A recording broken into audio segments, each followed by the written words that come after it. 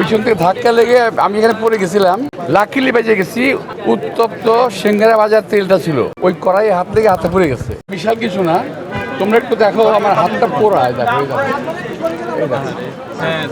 দেখছো এই হাতটা হলো, আমি নির্বাচন চলাকালীন সময় পিছন থেকে ধাক্কা লেগে আমি এখানে পড়ে গেছিলাম, লাকিলি বেঁচে গেছি। উত্তপ্ত সিঙ্গারা ভাজার তেলটা ছিল ওই কড়াই হাত থেকে হাতে পড়ে গেছে। ওই সময় একটা লোক আমার সঙ্গে হাত মিলেছে, আমি তখন আমার হাতটা দেখতেছিলাম কি অবস্থা, এইভাবে দেখতেছিলাম এটা কি অবস্থা। এখন দেখো তোমরাই দেখো, এখন দেখছো তো। এখন এইটা নিয়ে বিকৃত করতেছে কিছু লোক আছে, এই সময় কাজ করে, এই করে কোনো সাবজেক্ট না বলুক আর কিছু।